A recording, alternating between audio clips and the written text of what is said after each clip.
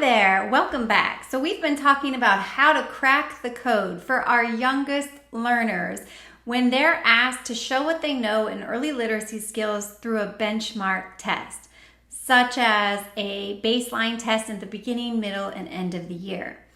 Well, we're getting to that, but before we know how to translate our knowledge into a testing format or situation, we have to start with the earliest foundational skills in literacy and learning how to read with our concepts of print. If you missed that video, be sure to go back and take a look at how this Maitri Learning pouch can assist with those earliest foundational skills and concepts of print. Today, we're going to add on step 2, our fine motor skills and our letter identification, letter naming knowledge. Well, if you're new here, my name is Jenny. I'm an early childhood educator and a dyslexia interventionist. I'm a literacy specialist here at Maitri Learning, and we're so glad that you're here. If you haven't already, be sure to like and subscribe to our channel so that we can continue to grow together in our knowledge and schema of how we can support our youngest learners together. So we've already talked about this incredible pouch. So many wonderful skills can be naturally taught through the use of this pouch. Well, today we're going to be talking about the next step. Now we're going to talk about adding the letters, the movable alphabet, which is research-based. And there's wonderful support on this movable alphabet on Maitri Learning's website. But today I'm going to share a couple more ways that you could consider using this in your classroom, in addition to all of the incredible research-based ways that are already available for you on the website. The next reason why I love this product is not only are the letters laminated, but they have rounded corners, which are really mindful of young children. So this makes these letters a little bit safer. They don't have the sharp edges. They're easier for tiny fingers to handle and to control. Another amazing thing about this product and why I love the intentionality and the research behind it is because when you pull your letters out of the movable alphabet, they are clearly sorted by how frequently these letters occur in our language, in our spelling patterns, in our spelled words. So for example, in the English language, the consonant R is far more frequently used than the consonant X. And you can see that by the stacks in the consonant letters. Well, this makes a very natural learning opportunity to talk about that with your students as you are exploring these letters.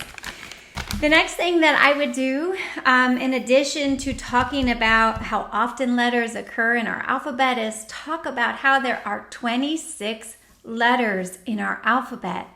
And this obviously correlates directly with math, but starting to count the spaces with one-to-one correspondence, and when children are able, depending on their age, count to 26 by touching and pointing, and also working on, that's right, concepts of print from left to right.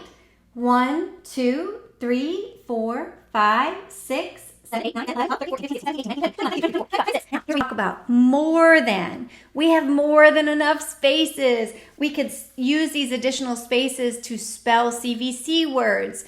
We could use these additional spaces, depending on a child's name, to spell a child's name. There are a lot of different things we can do with these leftover spaces.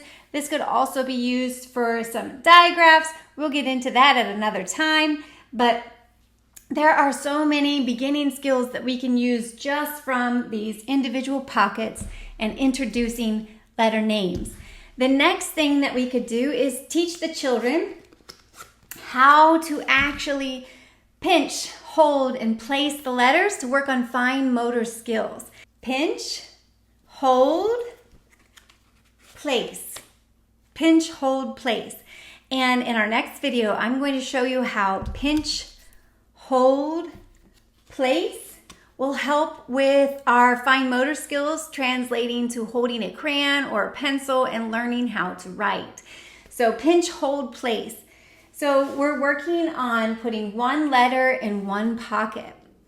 Then we could also talk about, as we go through this, we can start just talking in our language with students about how letter names have iconicity. Ooh, that's a big word. Iconicity for letters means that letter names can lead us to a letter's sound. So for example, b, b, b, b, b. It's helping the letter's sound reveals the name. So all of the letters in our language except for H, and W, W, lead us to one of the letter's sounds. Pretty cool. So today we've talked a little bit about some very important skills. We've talked about fine motor skills. We've talked about letter names, letter iconicity. We've talked about introducing 26 letters in our alphabet. You could also share that there are researchers say between 40 and 44 phonemes or sounds represented by those 26 letters in our alphabet. Of course, we'll begin talking about these are the lowercase letters in our alphabet, but these are some very, very beginning steps to letter naming knowledge and to the very earliest phonemic awareness skills. So, in our video series so far, we have learned, I love this pouch so much.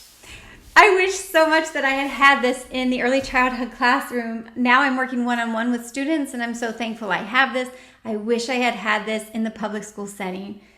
But to review, we're learning ways that we can help young learners crack the code on the benchmark tests that they are measured by to show what they know as young readers. Well, we know that it's far more important that we're teaching children how to read for the love of reading, the love of knowledge, and the self-agency to read the world around them. But part of that is also teaching them a necessary skill in many settings to know how to translate that knowledge on a benchmark test. So we're in part 2 of our series. So far, we've talked about concepts of print, and today we learned a little bit more about this incredible product, the movable alphabet. Both of these items can assist you in your journey to supporting young learners in their very, very early stages of reading acquisition. And if you're interested in learning more about these products or finding these products for your own classroom or to use at home with your child, please take the time to explore Maitri Learning's website, and we'll put the link below to make it easy for you to find. Well, until next time, be kind, be brave, go, love, teach. And we hope you'll come back and join us for the 3rd video in our series of how to crack the code to help support our youngest readers. We'll see you soon.